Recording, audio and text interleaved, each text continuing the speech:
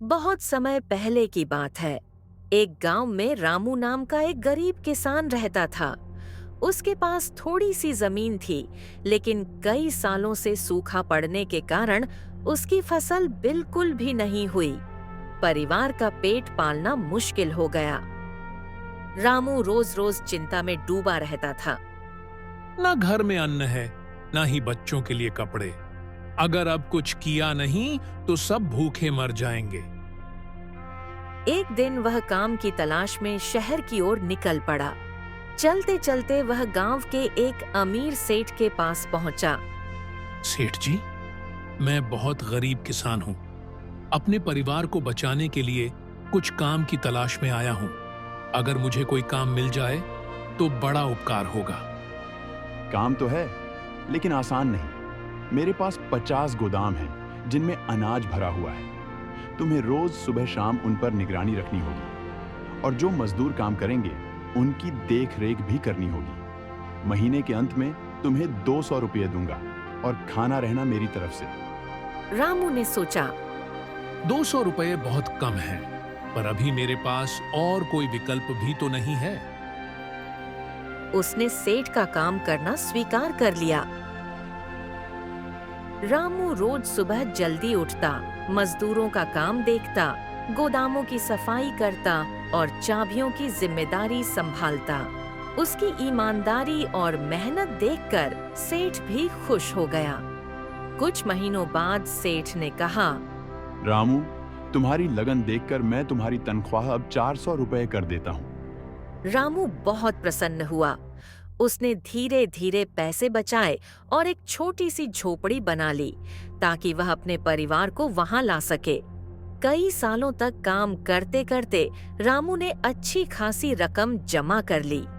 अब वह सोच रहा था, क्यों ना इन पैसों से कुछ जमीन खरीदकर खेती शुरू कर दूं? लेकिन उसी समय गांव में चोरों की घटनाएं बढ़ने लगीं।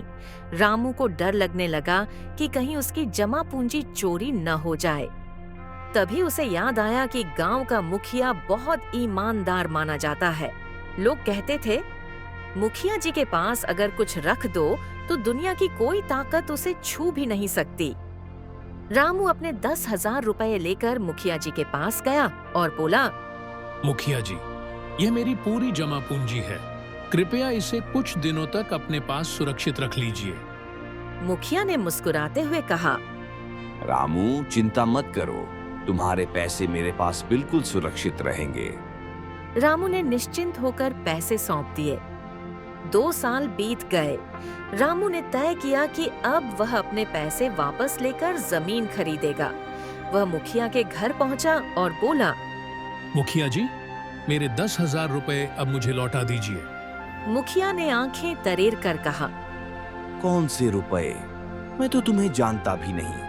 अगर सच में पैसे दिए थे तो कोई कागज पर्ची है तुम्हारे पास? रामू स्तब्ध रह गया। उसने गिड़गिड़ा कर कहा, मुखिया जी, यह मेरे खून पसीने की कमाई है। कृपा करके मेरे पैसे लौटा दीजिए। पर मुखिया ने अपने गुंडों से रामू को मार पिटवाकर बाहर निकाल दिया।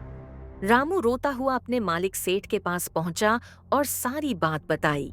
सेठ ने गुस्से में कहा, रामू, चिंता मत करो, मैं एक चाल चलता हूँ जिससे तुम्हारे पैसे जरूर वापस मिलेंगे। अगले दिन सेठ सोने चांदी से भरा बड़ा सा संदूक लेकर मुखिया के घर पहुंचा। मुखिया जी, मैं कुछ दिनों के लिए बाहर जा रहा हूँ। यह 50,000 रुपये आपके पास रख रहा हूँ। दुनिया में आपसे ज्यादा ईमानदार कोई नहीं। मुखिया की आंखें लालच से चमक उठीं। उसने सोचा, वाह, इतनी बड़ी रकम मिल गई, अब मजा आ जाएगा। तभी सेठ ने धीरे से कहा, अरे हाँ, मेरा नौकर रामू भी यहाँ आया है। उसके कुछ रुपए आपने रखे थे, उन्हें पहले लौटा दीजिए, ताकि मुझे भी भरोसा हो जाए कि आप सचमुच ईमानदार हैं। लालच और डर के मारे मुखिया तुरंत अंदर गया और रामू के पूरे 10,000 रुपए वापस कर दिया। रामू की आंखों में आंसू आ गए। धन्यवाद सेठ जी, अगर आप न होते तो मेरी सारी मेहनत डूब जाती। कुछ देर के बाद सेठ के एक आदमी आकर बोलता है, सेठ जी, आपको बाहर जाने की जरूरत नहीं है, क्योंकि आप जिनके पास जाने वाले थे वो लोग आपके पास आ रहे हैं। ये तो अच्छी बात है। मेरा काम तो आसान हो गया। मुझे अब बाहर जाने का जरूरत नहीं है। इसके बाद सेठ ने मुखिया से बोले, मुखिया जी, अब मुझे बाहर नहीं जाना है, इसलिए मैं आपके पास मेरा पैसा भी नहीं रख सकता। मुखिया को इतना कहकर सेठ और रामू वहां से घर चले जाते हैं। मुखिया ने मन ही मन सोचा, लालच के कारण ये भी गया हाथ से। आज से मैं लालच नहीं करूंगा। सेठ ने मुस्कुराते हुए रामू से कहा, रामू, मेहनत और ईमानदारी से कमाया हुआ धन कभी बर्बाद नहीं होता, और जो लालच करता है उसका कभी भला नहीं होता। इस कहानी से हमें यह सीख मिलता है कि मेहनत और ईमानदारी से कमाया हुआ धन कभी व्यर्थ नहीं जाता। लालच इंसान को हमेशा बर्बाद करता है। बुद्धि और धैर्य से हर समस्या का हल निकाला जा सकता है।